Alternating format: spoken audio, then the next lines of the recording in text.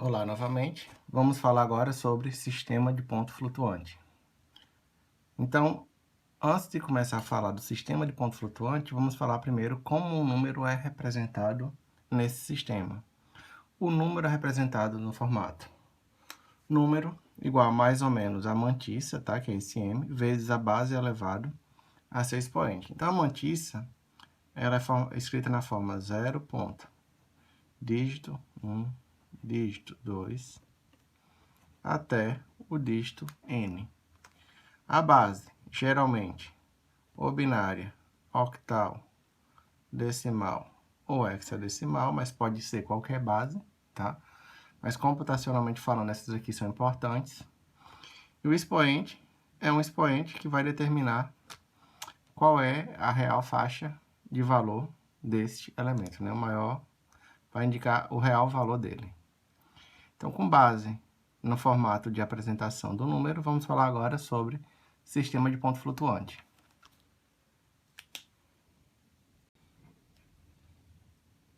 Um sistema de ponto flutuante ele é representado da seguinte forma.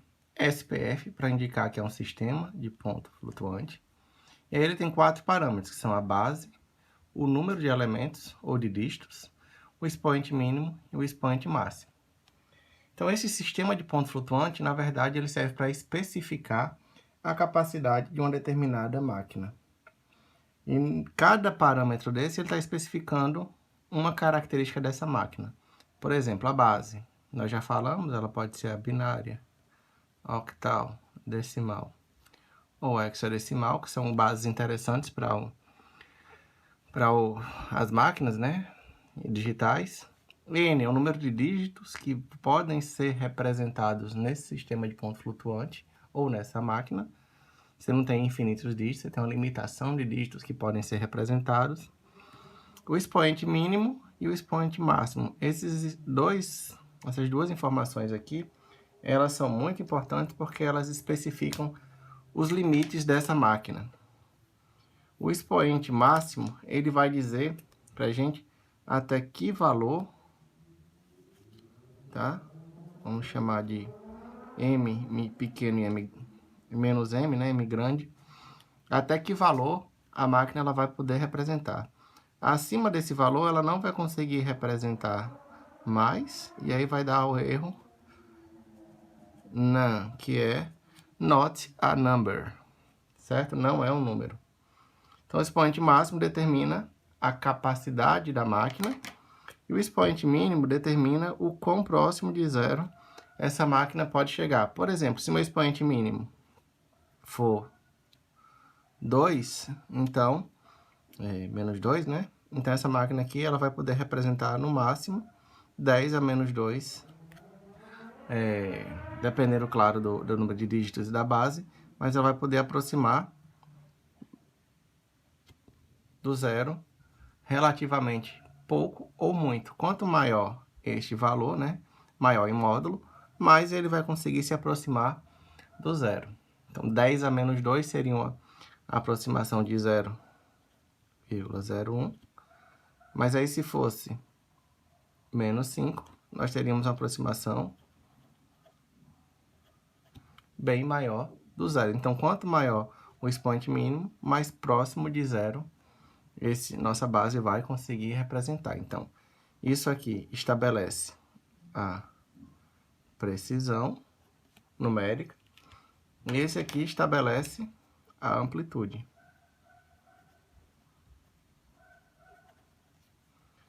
Esses dois parâmetros aí são importantes na determinação do SPF.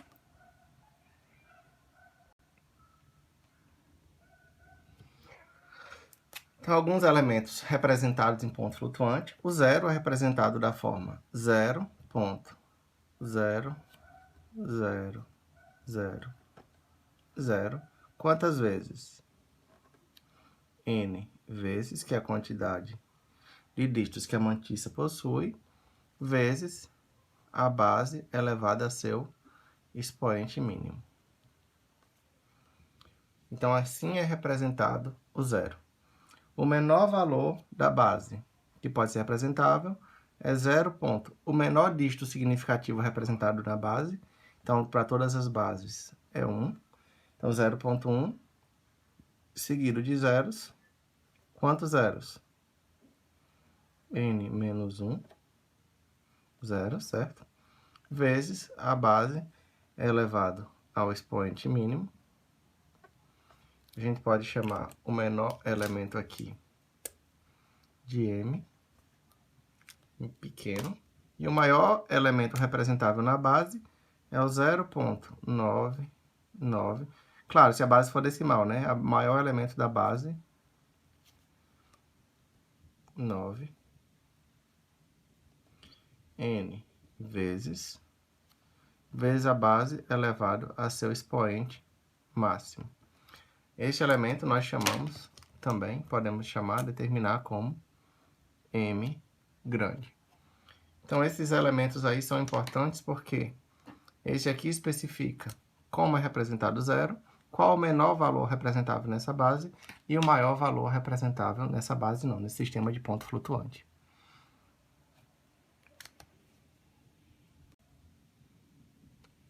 E como é que funcionaria, então, a aritmética num sistema de ponto flutuante?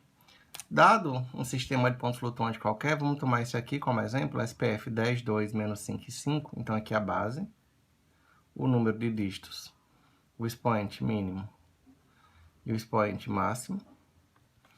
Vamos pegar aqui esse sistema de ponto flutuante e vamos tentar somar esses dois elementos. Então, primeiro passo, tá? Para somar 4,32. Para somar com 0,064 é converter os dois elementos para o sistema de ponto flutuante ou com a formato de numeração, né? Que é 0 ponto dígito, dígito, dígito vezes base elevado ao expoente, como a gente falou, né? É a mantissa do elemento vezes base elevada ao expoente.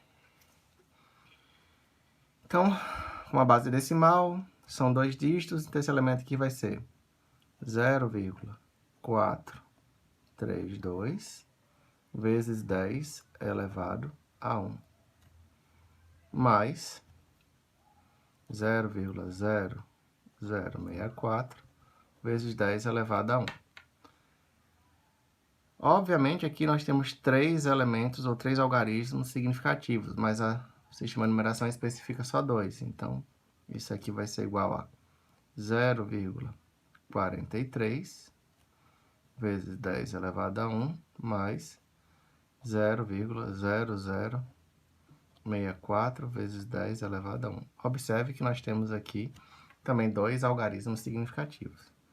Isso aqui vai ser igual a 0,4364, o resultado dessa operação, mas nós temos que converter este valor aqui, claro, para utilizar só dois algarismos significativos. Então, se nós formos arredondar, esse elemento vai para 0,40, arredondamos esse elemento aqui, 44. Claro que o resultado final depende se você está arredondando ou truncando. Arredondando, você verifica se ele já passou da metade da base e soma mais um no elemento anterior. Então, 0,436, 6 é maior que a metade da base, então 0,44. Ou poderíamos truncar. Então, esse aqui seria o valor arredondado. Esse aqui seria o valor truncado. Truncado, você conta quantos dígitos? 2, 1, 2. Claro, vezes 10 elevado a 1. Então, ele ficaria 0,43. Você despreza o resto, só conta a quantidade de dígitos, né? Vezes 10 elevado a 1, vezes 10 elevado a 1. Então, esse valor aqui, finalmente, seria 0,44 ou 0,43, dependendo aí do sistema de ponto flutuante que a gente, da forma de arredondamento que a gente estiver tratando, né?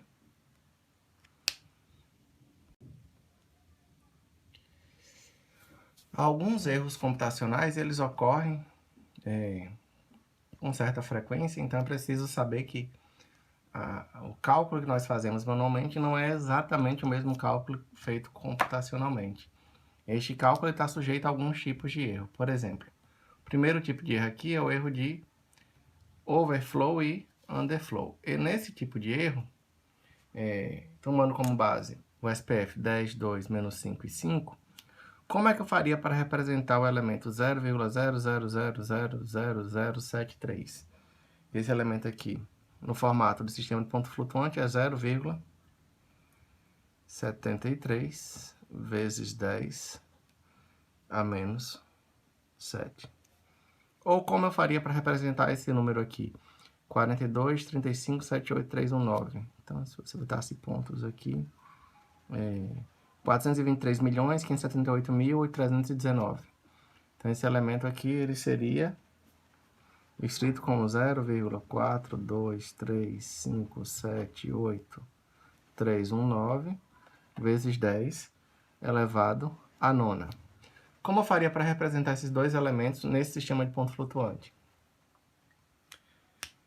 Então,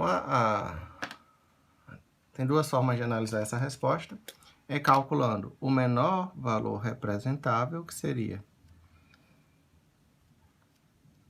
0,1, né? São dois dígitos, 0,10 vezes a base elevado ao menor expoente, que seria 0,12345 seria o menor elemento, que seria justamente esse elemento M aqui, tá? M menos M. E também poderíamos calcular o maior elemento M maiúsculo, que vai ser igual a 0,99, né, que é base menos 1, a base é decimal, com dois dígitos, vezes a base elevada ao maior expoente, que vai ser igual a 99023, né? Que seria esse elemento aqui, menos M e M. Então, se você tentasse representar esse valor aqui, ó, 0,73 vezes 10 a menos 7, o expoente dele já é menor do que o expoente do menos M, que é menos 5. Você estaria tentando especificar um valor aqui, menor, aqui ou aqui, né? Nessa faixa de valores, menor do que a nossa base consegue representar, ou com uma precisão maior do que o possível. Então, esse tipo de erro seria um erro de underflow, certo? Que seria aqui, um erro de underflow. No segundo caso, nós estamos tentando representar um número que tem um expoente maior do que o máximo possível, que está aqui. Então, se nós não conseguimos representar esse número, a gente está tentando representar um número que está aqui. E aí você teria, ou aqui, né, se fosse em caso negativo, mas ele está superior ao máximo da base. Então, aqui seria um erro de overflow. Então, quando você tenta representar um número menor do que o mínimo da base do sistema de ponto flutuante, você tem um erro de underflow, e um número maior do que o elemento máximo do sistema de ponto flutuante, um erro de overflow, pois as máquinas têm capacidade limitada. Obviamente, esse SPF aqui é um SPF de exemplo. Computacionalmente falando, esses valores aqui são bem maiores. Claro que depende da máquina. Também temos erros de arredondamento e truncamento, tá? Quando é que acontece um erro desse tipo? No mesmo sistema de ponto flutuante, nós temos aqui um valor com 3 dígitos, né?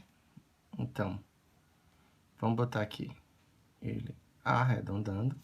Está arredondando 0,177 vezes 10 elevado à primeira, que seria, ó, são 3 dígitos significativos, mas nossa base só pode ter 2. Então, o arredondamento, ele verifica, esse elemento é maior do que metade da base.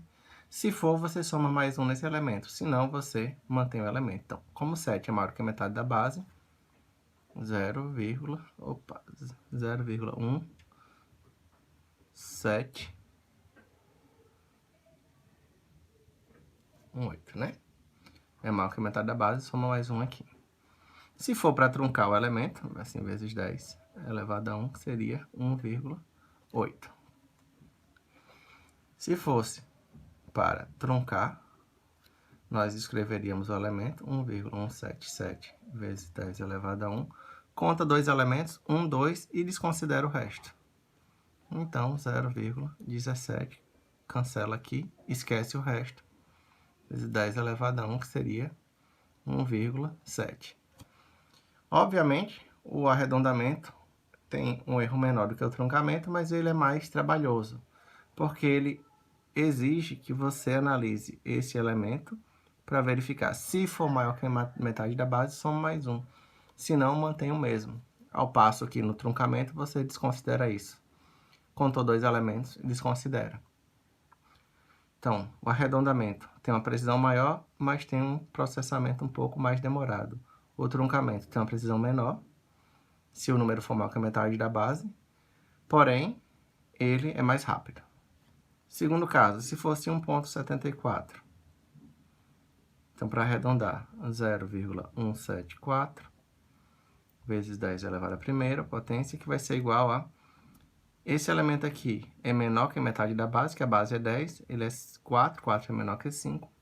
Então, você não faz nada, 0,17 vezes 10 elevado a 1, que vai ser 1,7. Então, nesse caso aqui do B, 0,174 vezes 10 elevado à primeira potência. Truncamento, conta 2 casas decimais, desconsidera o resto. 0,17 vezes 10 elevado a 1, que vai ser também 1,7. Se o número daqui for até a metade da base, arredondamento e truncamento vão dar o mesmo resultado. Se o número for maior do que metade da base, o arredondamento e o truncamento vão dar resultados diferentes. E olha, 1,77. O elemento foi arredondado para 1,8. Ele teve um erro menor do que 1,7 aqui, que foi arredondado para cá. Ele teve um erro aqui de 0,03 e aqui ele teve um erro de 0,07.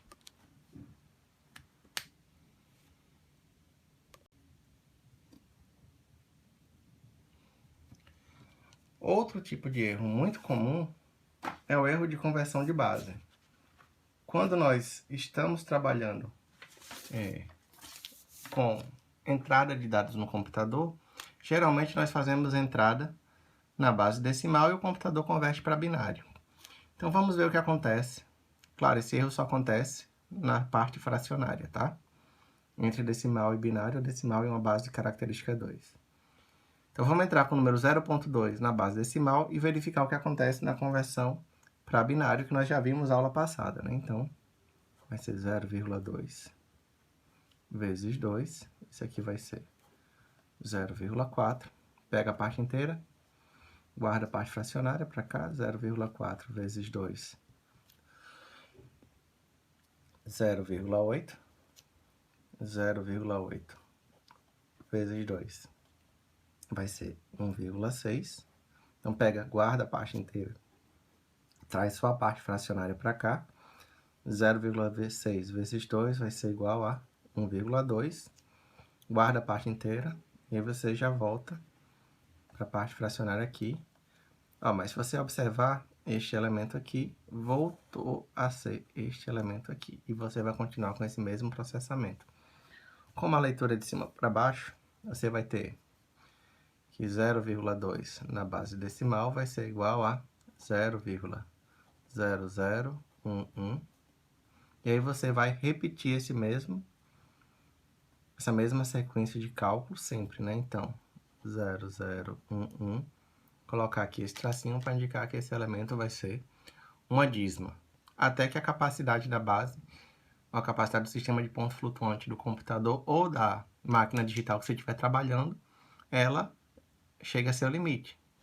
Então, o que acontece aqui? Você tem um valor que ele é exato, mas ele é convertido para uma forma aproximada.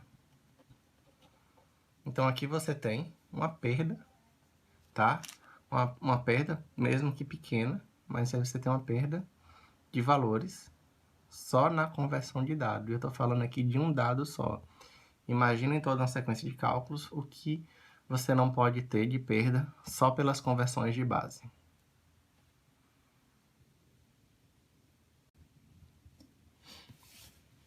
Outro fator importante é a precedência de operações.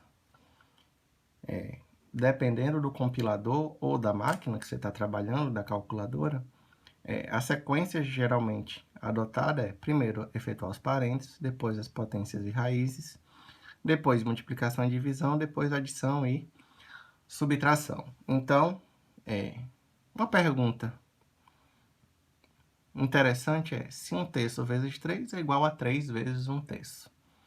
É dito que na matemática analítica, óbvio, 1/3, a ordem dos fatores não altera o produto. Então, aqui eu teria 1 vezes 3 dá 3 dividido por 3 dá 1, e 3 vezes 1 dá 3 dividido por 3 também dá 1.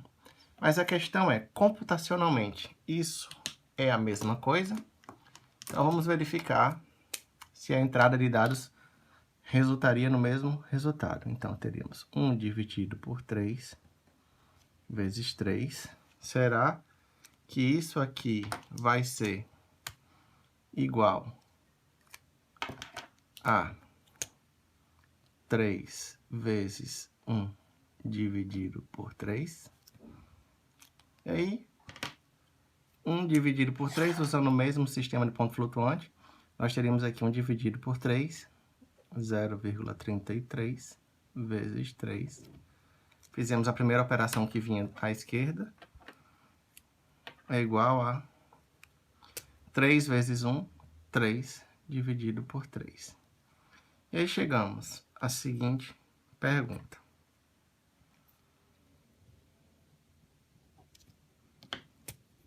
Zero 99, será que a operação foi exata? 0,99 é igual a 1? Então, analiticamente, essa operação ela tem uma resposta trivial, mas numericamente, dependendo da precedência dos operadores, você pode ter resultados diferentes. Então, se você estiver comparando se esse valor é igual a esse, isso aqui seria verdadeiro ou falso? Depende, claro, da precedência de operações do seu compilador ou da sua máquina, mas poderia dar errado. Então, mesmo que analiticamente você tenha certeza de um resultado, numericamente ele pode ser diferente. Finalmente, falamos aqui de erro absoluto e erro relativo. Então, seja x o valor exato e x barra o valor aproximado que você queira esteja calculando, temos que o erro absoluto é dado pela diferença em módulo entre os dois, x menos x barra. E o erro relativo é x menos x barra dividido por x. Então, o erro absoluto e o erro relativo, eles são medidas de análise de erro. Eles servem para a gente analisar o quão errado foi a operação. Então, esse é o erro absoluto. Ele reflete o quanto de erro mesmo aconteceu, o quanto o erro mesmo, o valor real de erro, e aqui você tem o valor percentual do erro, né? Então, nesses dois casos aqui são medidas de erro. Vamos verificar um exemplo de aplicação desses dois tipos de erro em casos de... Então, vamos calcular agora o erro absoluto e o relativo de duas situações distintas. Tá? Então, para a letra A, nós temos que o erro absoluto é o valor real menos o valor aproximado, que vai ser o valor real é 1, o valor aproximado 0,99. Para não ter dúvida, vamos usar aqui a calculadora, né? 1 menos 0,99, que é 0,01. Então, este é o valor que realmente, do erro que realmente aconteceu. Eu errei por 0,01. Mas o erro relativo, ele vai ser x menos x barra dividido por x, onde x é o valor real. Então, x menos x barra já foi calculado aqui, 0,01, dividido pelo valor de x, que é 1. Novamente, 0,01 dividido por 1 vai dar ele mesmo, obviamente. Se eu multiplicar por 100, eu vou ter em percentual o que este erro impactou no meu total. Foi um erro de 1%. Agora vamos para o segundo caso, para a letra B. O erro absoluto vai ser x menos x barra, que vai ser 100 menos 99,99, que vai ser igual a 100 menos 99,99, 0,01, 0,01. O nosso erro relativo vai ser o erro absoluto, né, dividido pelo valor real. Então, 0,01 dividido pelo nosso valor real, que é 100. Então, 0,01 dividido por 100, 1 vezes 10 a menos 4. Se você quiser que a calculadora Shift End, né, para ela colocar no formato padrão, vai ser 0,0001. Se eu multiplicar isso aqui por 100, eu tenho o erro percentual, que vai ser 0,01%. Então, observe o seguinte,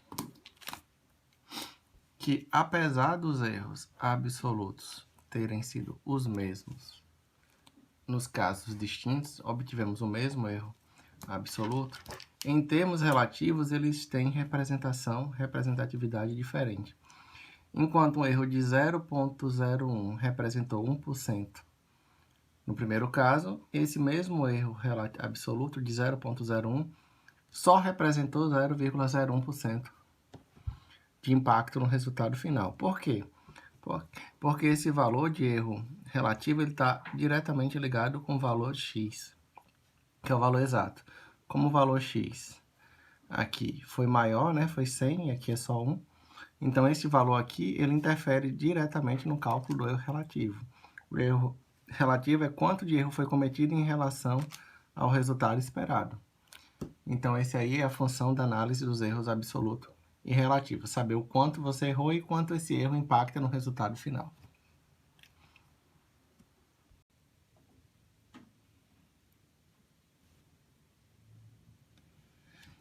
Então, para você que tem uma Procalc SC991, nossa calculadora científica com mais funções, nós podemos trabalhar já o arredondamento direto na calculadora.